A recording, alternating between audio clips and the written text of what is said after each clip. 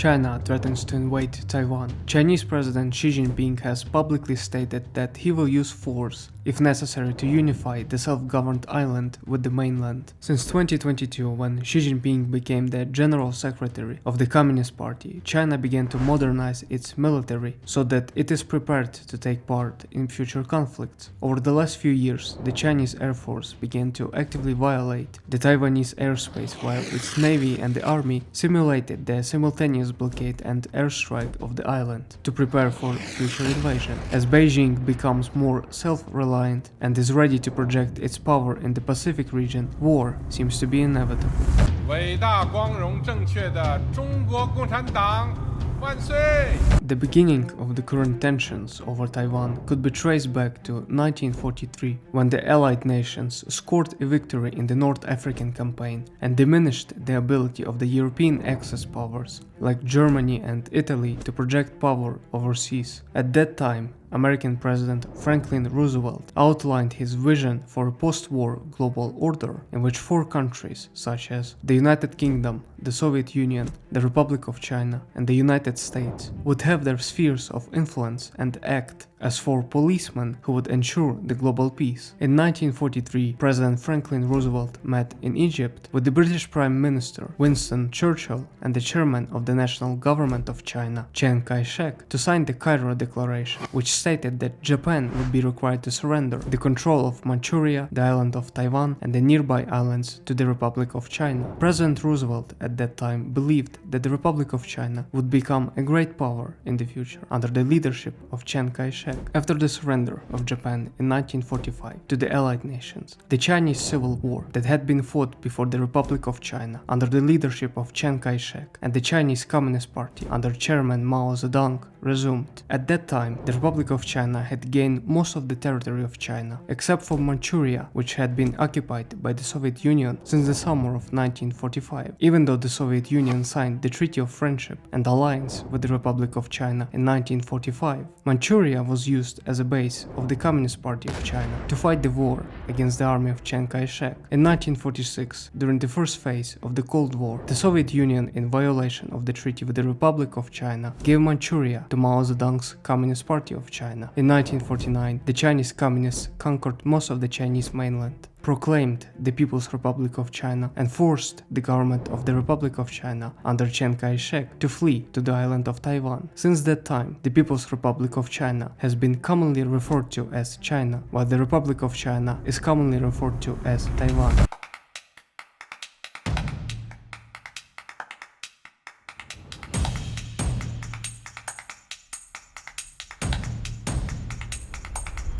The fall of the Chinese mainland to the communist rule has been viewed as a catastrophe in the United States, which lost its main partner in Asia. A year later, in 1950, China signed a Treaty of Friendship, Alliance, and Mutual Assistance with the Soviet Union, after which the Soviet and Chinese forces, with the approval of Soviet General Secretary Joseph Stalin, helped the North Korean leader Kim Il-sung to invade South Korea, which sparked the Korean War. The American administration of President Truman at that time was also unprepared for that war, but believed that if it did not intervene on behalf of South Korea, then the Soviet Union would view this as a weakness and would start a new war in Europe, especially after it gained nuclear weapons. Once the Americans sent their troops to the Korean Peninsula, the Korean War ended in 1953 with the separation of North and South Korea at the 38th parallel. During the Korean War, the United States also adopted the island chain strategy that was proposed by the American diplomat John Foster Dulles and aimed at projecting American power in the Western Pacific to contain the spread of communists in the region. As part of the strategy, the United States opened military bases in Taiwan in 1955 after it signed the Sino-American Mutual Defense Treaty, which made the invasion of Taiwan by China at that time almost impossible. Without having a proper navy and Americans controlling the freedom of navigation in the Taiwan Strait, China began to focus on its domestic problems and expand inwards. By fully absorbing Tibet by 1959, after it initially conquered it in 1951, but things began to change in the 1960s. During that time, the relations between China and the Soviet Union began to deteriorate. After the death of Stalin, the government of Nikita Khrushchev denounced the Stalinist political system and Stalin's cult of personality, which angered Mao Zedong. The Chinese leader also criticized the decision of the Soviet Union not to go to war against the United States during the Cuban Missile Crisis in 1962, and the decision to side with India during the China-India War that same year by sending the government in New Delhi its advanced fighter jets. The relations deteriorated even more in 1969 as a result of the border conflict between China and the Soviet Union and resulted in a Sino-Soviet split that ended the Treaty of Friendship, Alliance and Mutual Assistance, which was signed almost 2 decades ago. The United States used this split as an opportunity to improve its relations with China. In 1972, President Nixon visited China to meet with Mao Zedong and concluded his trip with the signing of the Shanghai Communique, which normalized the relations between the two countries. In 1979, under the leadership of Deng Xiaoping, China began to open itself to the Western countries and established several economic zones in the Guangdong and Fujian provinces, which attracted the American capital and American companies. In that same year, the United States and China established formal diplomatic relations, after which the Americans closed their bases in Taiwan. At the same time, the United States has also passed the Taiwan Relations Act, which is aimed at promoting commercial ties with the island and providing enough military equipment so that the self-governed island can defend itself. The opening of China and the American presence in the Western Pacific ensured peace in the region that remained to this day, but it is likely not going to be the case in the future. Good evening, and Merry Christmas to all Americans across our great country. The nuclear threat, while far from gone, is receding. Eastern Europe is free. The Soviet Union itself is no more. The fall of the Soviet Union in 1991 created an American-led liberal global order that resulted in globalization. Companies began to move their production to China to maximize their profits, thanks to the lower labor costs that China offered. In 1992, representatives of China and Taiwan met to discuss their bilateral relations, which began to improve as Beijing was not in a position to dictate the government in Taipei on what to do. In 2001, China was admitted into the WTO, after which its exports skyrocketed. Its GDP began to aggressively increase, while the United States became its biggest trading partner. But things began to change in 2012. 祖国统一是历史必然，两岸同胞要携手同心，共享民族复兴的伟大荣光。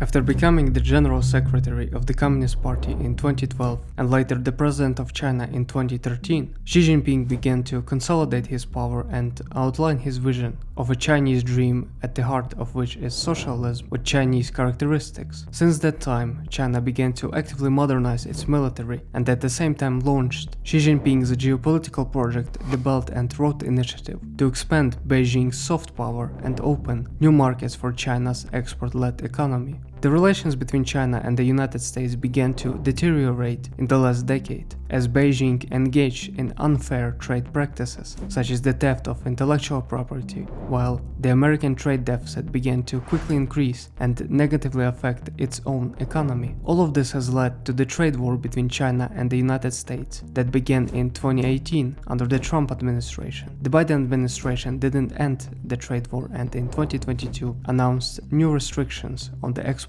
of chips that crumbled the Chinese semiconductor industry. As relations went from cooperation to confrontation, China began to view United States as a threat to its interests in the Pacific. In 2022, at the 20th National Congress of the Chinese Communist Party, Xi Jinping was re-elected as a General Secretary of the party for the 3rd time. The central theme of his speech was the need for China to achieve the rejuvenation of the Chinese nation and build a modern socialist country by the year 2049, at the 100th anniversary of the creation of the People's Republic of China. To do so, China must end the century of humiliation, which is the period when the European powers force the Qing dynasty to sign unequal treaties and cede its territory. In Xi Jinping's opinion, the reunification with Taiwan is a historic mission for the Communist Party, even though the party never controlled the island in the first place. When relations with the United States deteriorated, Beijing began to actively violate the Taiwanese Taiwanese airspace and simulated the simultaneous blockade and airstrike of the island to prepare for the potential invasion. In addition to the ideological reasons, the control of Taiwan will give China strategic depth and direct access to the open ocean, from which it would be able to project power in the Pacific region. It will also make it possible for China to fully control the trade routes that pass the Taiwan Strait and on which its export-driven economy relies. For the United States, this presents a challenge. On the one hand, the United States acknowledges China's view that Taiwan is its territory, but at the same time it did not endorse this view in the Shanghai Communique that President Nixon signed in 1972. Under the Taiwan Relations Act of 1979, the United States is also required to provide military equipment to the government in Taipei and reject any forceful reunification of the island with the mainland. Considering that the majority of citizens of Taiwan reject the unification with China, it is almost impossible to imagine a peaceful reunification anytime soon. From a practical perspective, the United States and all the other countries in the world rely on chips that are produced in Taiwan by TSMC. Today, TSMC accounts for more than half of the global semiconductor foundry market, and it is also the most advanced chip maker in the world. If Beijing gets access to TSMC's factories, then it would have the option to control the global supply chain of chips and become the leader in the development of artificial intelligence, which would be a catastrophe for the United States.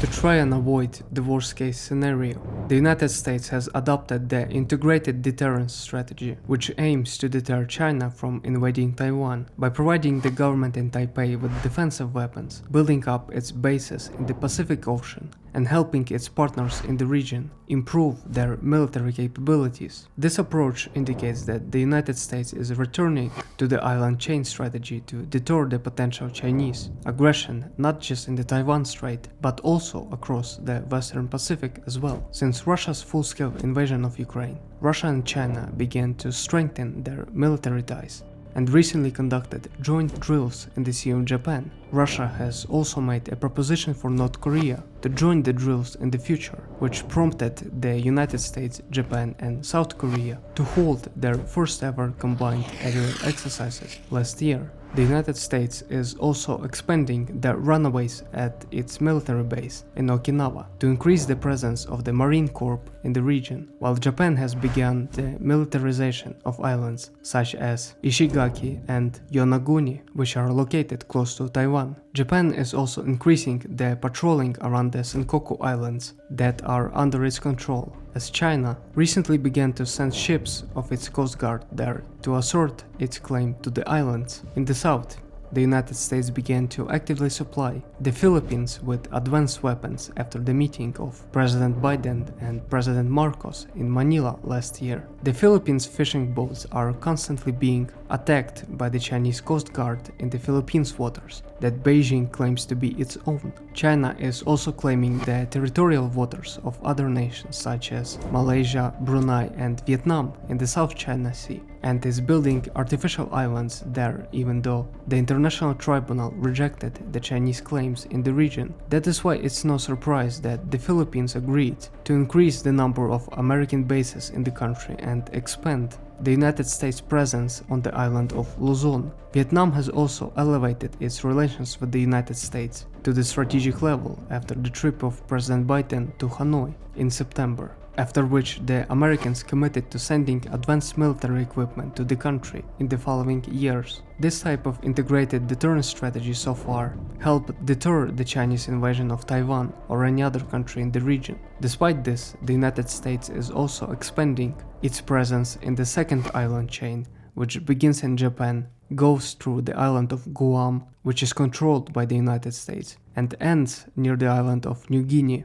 Last year, the Americans extended their cooperation with Palau, Micronesia, and the Marshall Islands, which agreed to continue to give the United States military the ability to use their territory in exchange for security guarantees and economic aid. The United States has also signed a defense pact with Papua New Guinea to get access to its airfields and ports in exchange for aid and protection of its territorial waters. we will likely see similar deals happening in the future, since China itself signed a security deal with the Solomon Islands recently, under which it could station its navy there and patrol Solomon Islands' territorial waters. China is also heavily investing in Fiji's infrastructure and is expected to upgrade the country's port and shipyards, in a sign that Beijing's ambitions in the Pacific region are not going to end in Taiwan. To counter the activity of China beyond the second island chain, the United States, along with the United Kingdom and Australia, formed a security partnership called AUKUS in 2021.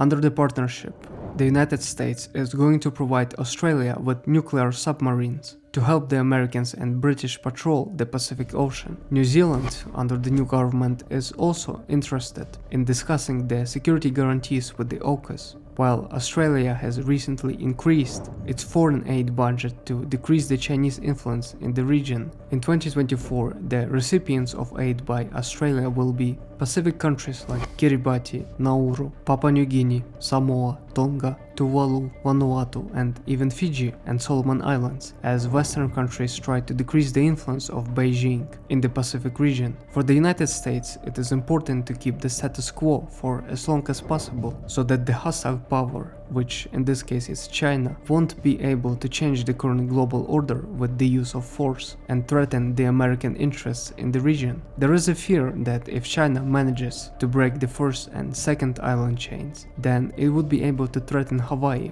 and continental America, just as Japan did after the attack on Pearl Harbor in 1941. China, on the other hand, is being driven by the revanchist forces. It thinks that it should have a bigger say in global affairs, and it is aiming to achieve a great rejuvenation of the Chinese nation in the following decades. It believes that the 21st century will be a century of China, and it will use its available resources to undermine the current liberal global order, as both superpowers are embracing a Cold War mentality. War seems to be inevitable, and Taiwan is only the beginning.